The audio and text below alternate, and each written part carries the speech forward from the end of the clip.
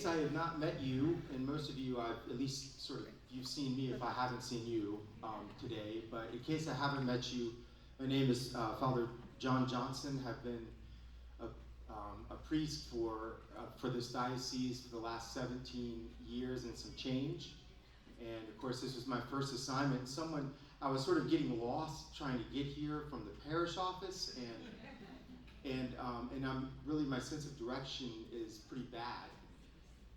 And someone said, Father, you used to be here. And I said, this building was not here when I was here.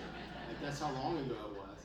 This building, the school had not really been rebuilt. It was sort of in its old form. In fact, the offices were still across the street in that building. I think it's a realtor building now. So, yeah, very, very happy to be here with you today. And I'm speaking to you today about this sort of exploding subject of artificial intelligence.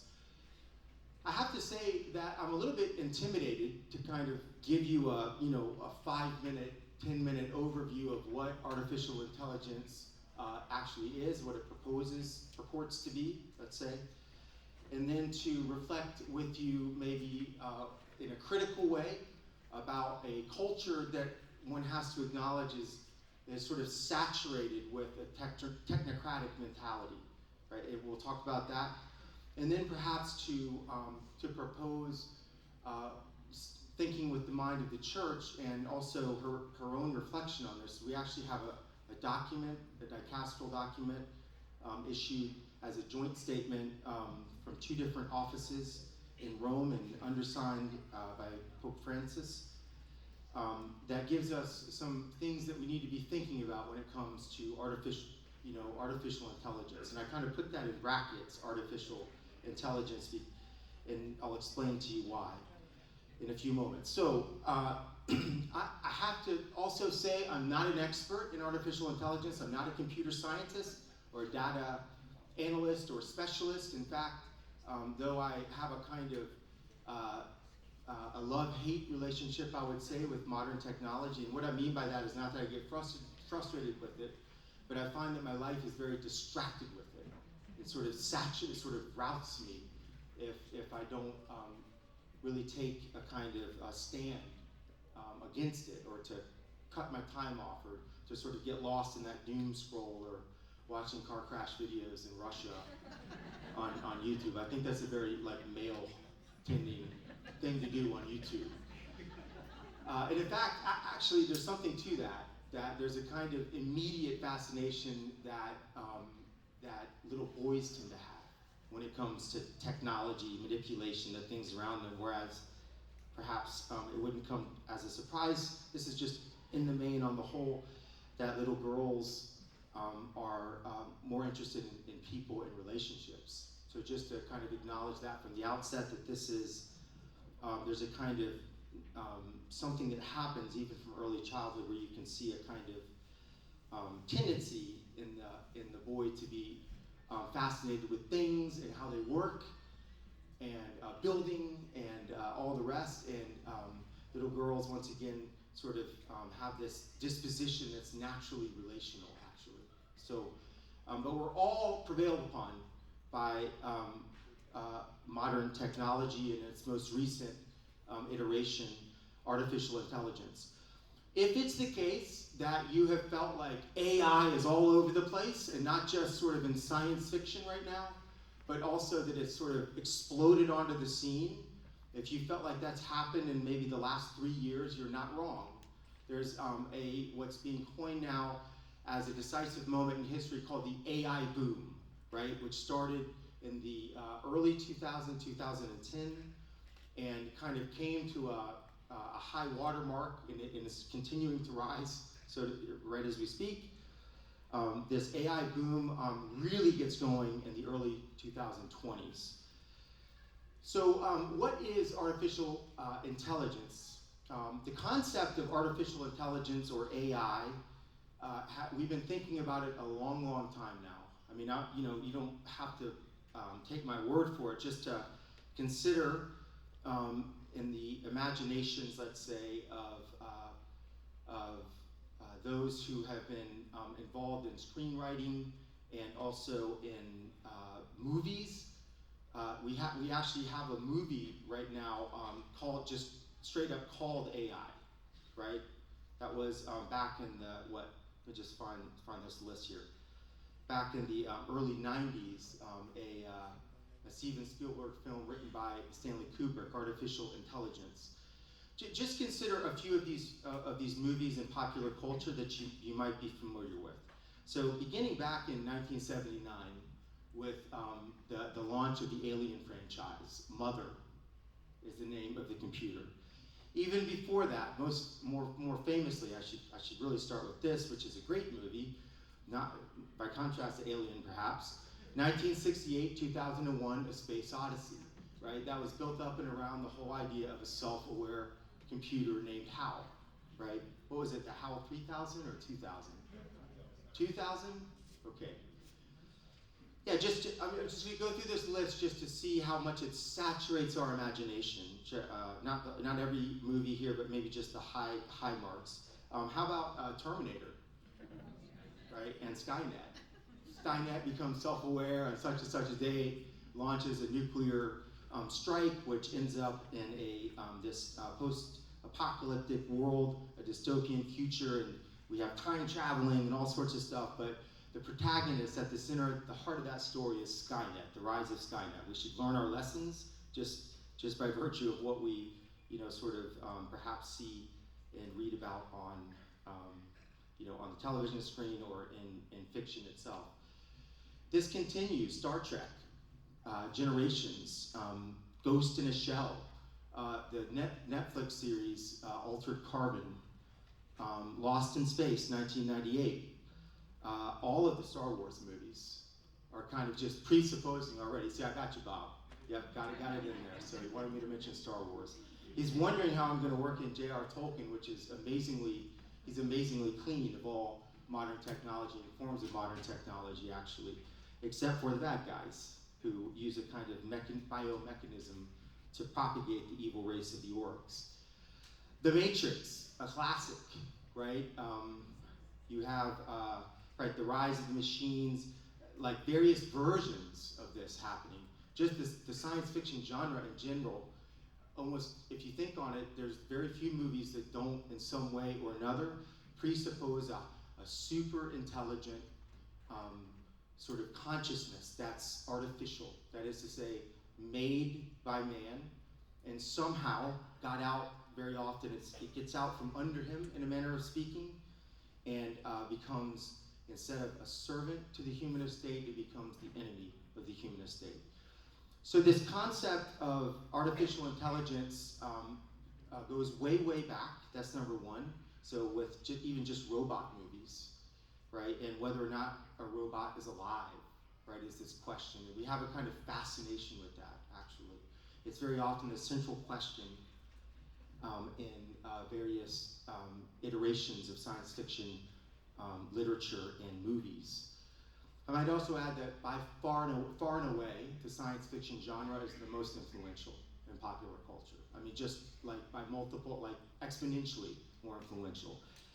And if you want to challenge me on that, I'll take up your challenge maybe during the question and answer. I say that just because it saturates our culture. So, a decisive milestone in this development of so-called artificial intelligence occurred in 1956 with a professor named John McCarthy, who in a workshop at Dartmouth University began to explore this problem with his research and with now including other students. A kind of project that was funded all its own. He termed the problem of artificial intelligence, which he defined as that of making a machine behave in ways that could be called intelligent if a human were so behaving. And this, in the background, is the so-called Turing test. Perhaps some of you have heard about this idea that if there is a way to sort of occlude visibly seeing something that you're communicating with, so you're a human being on one side of the wall, and visibly there's another form of something communicating with you either by text typing or conveying words in some way, or perhaps even a voice, that if you can't really tell the difference about whether or not it's artificial or robotic or whatever word you might insert there, then is it actually? If you can't tell the difference, is it different? Is it a person? Is it alive? If it so perfectly conveys itself in this way, is it really a himself or herself, actually, and not just in itself, right? So this question begins to be developed, and it has several milestones along the way, but it's the high water mark. I wish I had more time to talk to you about the history of artificial intelligence. Just in research, it's just like I get lost down an AI trail, and reading about artificial intelligence and its various iterations. The most fascinating meditation on it, though, is really in cinema and science fiction literature. So the church, likewise, is compelled to sort of respond to this. And among the many things, let's say, that are the concern of the church, I mentioned before a document, Antiqua et Nova, it's entitled, so ancient and ever new. It translates into English from the Latin. You have, in practical terms, how we're seeing artificial intelligence used to manipulate public opinion, to perpetuate bias, to create harmful economic imbalances. These are just a few of the ways in which AI becomes now very quickly corrupted and very quickly put to nefarious purpose. Maybe just to consider for a moment a kind of furthering of this fact. I mean, of all the areas in public reason right now, public discourse, medicine has a kind of place of priority, actually. So you'll hear during the COVID crisis and the shutdown, you heard demagogues on either side of the argument about what was happening and how bad it was. They were all invoking medical science, right, both of them, right, on both sides, sort of invoking that. And public health officials sounding off on either side of the issue. And it was perplexing and disturbing, right, not knowing what to believe. But consider AI, the algorithmic logic, the cold logic of an AI, determining whether or not this person in a particular medical state has a likelihood of dying or living. And this AI determines whether we intervene or not medically. Think about if any of you have seen Westworld, the series. Also, I can't recommend it. An excellent series that I can't recommend in the sense that there's some very questionable material with great acting and a great storyline all the same. So I don't really know how to put that. I'm just being honest with you. In the story itself, Patrick, if you'd like to sound off on that later on, tell me, maybe you need to retract that. But the whole premise of the story is, right, there's a kind of robots have become self-aware, but in the background you find out that there is a rolling algorithm that's a kind of consciousness that it's literally in this big spherical form that's reminiscent of a brain. It's a big gigantic computer, a quantum computer, that's able in various ways to foresee the future. And so this is leaked into culture and society as a employer now. I determine whether or not I'm going to employ you based on your digital record and its analysis by this machine. So people trying to get a job, let's say, are unable to because now you have machines that are running statistical data in such a way as to determine whether or not you would be successful or not. Right? These are just like various thought experiments for us to consider. Another version of being able to see the future would be in that series Foundation on Apple TV, right? A little way that someone has developed to be able to basically see the future, or probabilities of the future, which determine human action, et cetera, et cetera. It's an extraordinary set of circumstances in which we find ourselves, and even our imaginings about it, it's telling that in our fictional account of this, when we imagine how it would be, it's very often descends into dystopia, something negative. We immediately can see, or a creative person can see, how corruptible it is. I want to suggest to you that that's in part because behind this modern techno-scientific conquest, let's say, of the world and of nature, is really a kind of forgetfulness of God. And that, for instance, just to consider for a moment that we are sort of authored by him, and that our nature itself has a meaning and sort of is an echo and is meant to be ordered to God. But in a post-Christian culture, it's those, let's say, that approach creation and the world around us as thinking of it in sort of neutral terms, as though it were just simply a matter of us arresting some, by way of our knowledge, let's say, a chemical contrivance, the way something works, or its chemical composition, or the way we might use this to some benefit. We kind of think about the thing by itself, though, really not having a meaning. And it's almost as though we approach nature in this way. This was very, very characteristic, let's say, of Francis Bacon, who said that knowledge is power. It's just utility. It's something to be used so as to arrest and harness nature itself and put it to use. This devolves into the exploitation of the environment, for instance. It kind of is a scar on creation. You know, the world wears man's smudge and shares his smell, but in this case, in the kind of the worst possible way. Reason, in this respect, is kind of like, maybe just to think about this for a moment.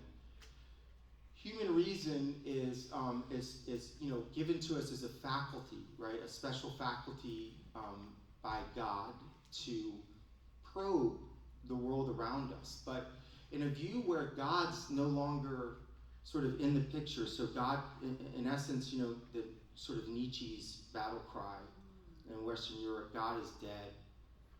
And Ivan Karamazov and Brothers Karamazov saying, if God is dead, then everything is permitted. Then the world just becomes a space where truth is not something that we're seeking as kind of this thing outside ourselves and in creation, and certainly not God. But truth is something that is kind of the success of an experiment, almost. Experimental success. Let me give you an example of this. Think about a world where there's no memory of God. So there's no consideration of that. Think about criminals and how important our understanding of genetics has become, and also therapeutic genetic counseling and various medical interventions that include genetic modifications. This is just one application now. There's this huge proposal, and they're still looking for it, through genetic manipulation and epigenetic manipulation to sort of cancel out the criminal gene, as though it were just reducible to that. Materiality. There's no soul, there's no spirit, it's a kind of proposal to redeem ourselves in that respect. This is the world in which we live. Does this make sense? It's a kind of a thinking of things as really in themselves having no meaning, but actually awaiting a meaning, something that we give to it and put it to our purpose, and even to the point of exploiting it. So this idea of artificial intelligence is also, just to consider how profound this little point is, and maybe I just want to take a moment to pause on this. There's a sort of tendency for human beings to make things that imitate nature. So even art does this, right, in the most profound sense. But, when computers were thunk up, and especially when they became more efficient, they would describe computers using anthropomorphic language, like using words like memory and short-term memory even. And even the word computer is a reference to the computational function, let's say, rational functions and faculties in the soul, the use of reason. And that really the computer was thought of as a kind of image. It imitates the human brain and mechanism in some sense. It was you even say that, the brain of the computer. So, you have this external hardware, but inside it is this CPU and this memory center and all the rest. And we think of a computer as being like a human brain. Except for we don't really think that anymore. We think of the human brain being like a computer. That is a tectonic shift. And so what we have to say about modern technology and artificial intelligence being a kind of, I want to say the word apotheosis, but no one ever knows what that word means. What I mean is like the high point, the top of the hill here as it stands, and there's still a lot more, miles and miles to go. Artificial intelligence is thought of as imitating human reasoning, right? To the point to where we use to talk about the different sort of algorithmic functions built into coding. We talk about it as an artificial neural network, And what's proposed here is not that right now artificial intelligence is something called artificial general intelligence, meaning it's on par with the human brain in capacity to reflect upon itself and upon the meaning of truth and really in any sense. It's not that at all. Everyone admits that all artificial intelligence is at the moment is imitating, and we get better and better at sort of it imitating us. But in engaging it, we start to think of our reasoning being like it rather than it being like us, if that makes sense. This is a tendency that happens over and over again. But think about that, what that means. Is human reasoning and function reducible to chemical contrivance, simply, or algorithmic logic? Does that cover the breadth of human experience, interpersonal relations? Can I really be happy with an artificial intelligence on the other side of a computer screen consoling me in my grief? Or satisfying me in some pleasure, that I devise or think up? I mean, there are advertisements for this right now. Hi, I'm your AI. I'm here to make you feel better and to help you along the way. It's an extraordinary thing, right? It's almost as though now we're almost at the brink of thinking that there might be a chat bot that could pray for us or offer prayers on our behalf even. Does this make sense? It's amazing how quickly that shift occurs. So that if it's true that technology imitates nature, it also at the same time tends to sort of obscure it. And it's sort of lost in the mix. And then our reasoning and the way even we conceive of ourselves is reduced to mechanism and a kind of logic that's technological. It has routed our culture. It's also true that in this context, AI is taking up for us many tasks. Composing an email, for me, is burdensome. I don't know about for you. Now I can just go to ChatGPT, which is a simple AI, not artificial general intelligence doesn't exist yet. And then there's something called artificial superintelligence, which is Skynet. Okay, smarter than we are, self-interested even, right? And conceives of us as an enemy, so to speak, or betters our estate in ways that we can't understand because we're not as intelligent, right? There is such a thing as a benevolent AI.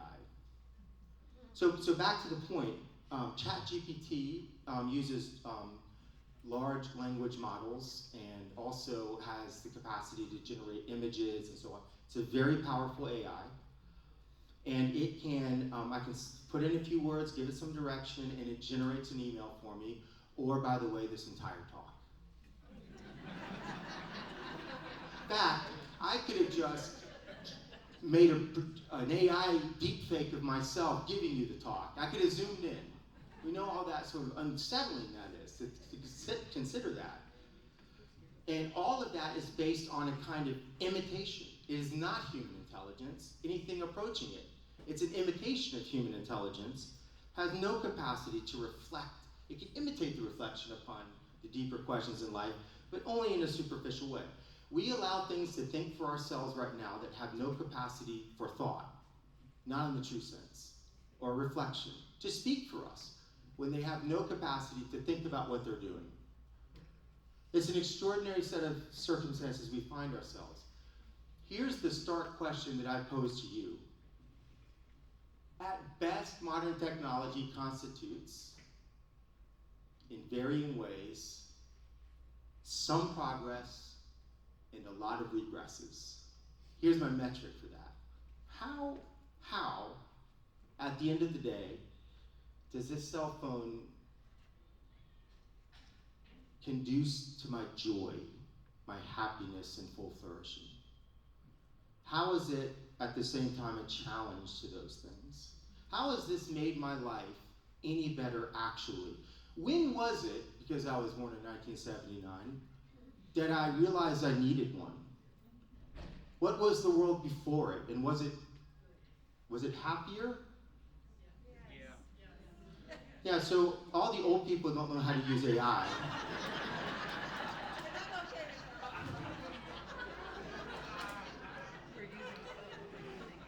What happened when this, here's one of the things that happened is we've exacerbated the fact that, and this is low-hanging fruit right now.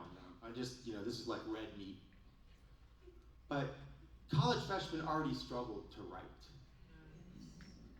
But now we've so externalized that process and all of the neuronal, your brain gets broken writing a difficult paper. And there's something good about that. You go to bed all confused and you wake up in the morning and something new has emerged and you understand something. You gather to yourself a capacity for turns of phrase, and it even sometimes in some people, it takes on a poetic flourish and a gift for it. And then you have someone like C.S. Lewis and J.R. Tolkien or Shakespeare. Notice that I just put J.R. Tolkien on par with Shakespeare. So if anyone wants to argue with me about that, I'll take you up in the Q&A. It's an extraordinary thing, is all I mean to say. Now we're exacerbating that problem because we have something imitating human reason that does it for us in a very superficial, underwhelming way. It's also sometimes just wrong. That's the other thing. And the coders and whoever's behind it is the one that determines that. So we find ourselves in the position that C.S. Lewis proposes at the end of his Abolition of Man. Some men who are most powerful controlling the rest of men who are less powerful. Just to think on that for a moment. And it kind of comes in this promise to advance us and to make us happier. The fact that I can't read a map well, and that my spatiotemporal orientation has atrophied because I use GPS. Immediately turn on GPS. Remember MapQuest? Remember TripTix from AAA? Remember just good old-fashioned maps? Yeah. Also, by the way, a kind of technology, but different than the ones we're talking about right now. So here's what I would say finally, and I'm out of time, technically speaking. Do I have time for Q&A, or we'll just have to do this? Well, hey, look, we'll do it virtually. Okay. Send us a QR code. When we're thinking about AI, I would have you perhaps with the wisdom of ecclesiastical leadership and their exhortation in the document I referenced before, Antiqua et Nova. Consider how human relationships will suffer, because human relationships will be replaced by chat box companions. Consider the economic ramifications. Double-edged sword here. AI sort of streamlines certain processes in the workplace, makes them easier, but replaces people. And they're no longer necessary. And the value of human work is reduced to simply economic gain or loss. But what about dignity and the fact that human work is something worthy and given to us by God? How about the idea of work is the activity in which man engages, where he engages creation, which itself has a remembrance of the Creator. It's the space, as it were, where he learns about creation so as to learn about the one who created it. How about that notion of work just disappearing under the economic weight of AIs replacing human beings in the workplace? And I've already considered the healthcare applications of AI, statistical analysis data, and algorithms that now will anticipate whether or not you're worth it. Medical intervention. I'd rather people do that for me. That's, like I said, this is low-hanging fruit. How about the rising threat of misinformation? The fact that this has already become a problem in public reason, with deep fakes being mistaken for actual people. It's always it's a very disturbing thing for me to see Barack Obama telling me that he's not Barack Obama and that this is fake, even though he looks and sounds just like Barack Obama. This is the last one I watched. That's the only reason I'm making that out. How about AI's facial recognition software and its look, I just have to watch a movie, watch Blade Runner to see with this, right? Surveillance and energy consumption. Perhaps the worst idea here is the militarization of AI, weaponization of it. You see how quickly corruptible it is, how immediately you can begin to consider how it can be used by the enemy for very dark reasons and purposes. Consider an AI that begins to scan genetic code, for instance. I mean, look, eugenics has never really disappeared. It still exists. It just comes in different forms now. It's never completely died, though. Before you know it, we're going to end up in a world called Gattaca with Ethan Hawke, I should say. Ethan Hawke. Anyone seen that movie? Put up here. It's unacceptable if you haven't seen that movie. It's a classic. Gattaca. Yes, Helen. Okay. Sister Helen's got me covered. Okay. Of the many things, and this, I'm going to end with this, of the many things that are explicitly cautioned against in the church's document is the anthropomorphizing of AI, the thinking of it and treating of it as though it were human, and even using human language to describe it. I mean, that we're already way past this benchmark. Finally, if there is such a thing as good use, and there is, of AI, just like we make good use of cyberspace, even though it's not a space, it doesn't exist that way at all. Even though we like to think of it in those terms.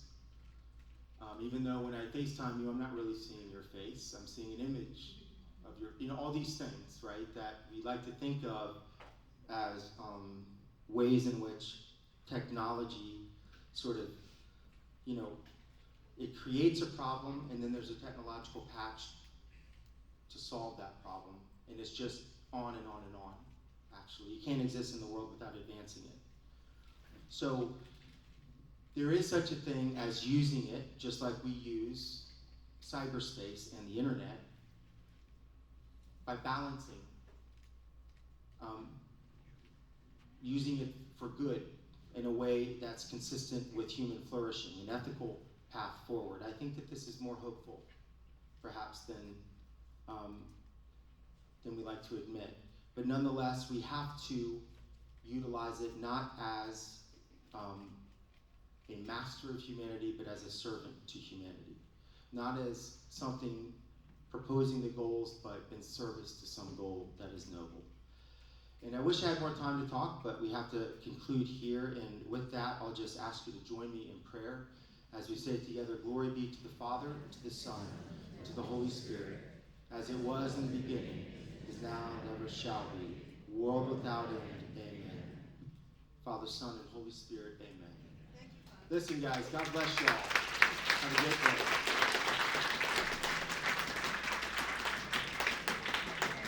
If you have super pressing questions, I'll be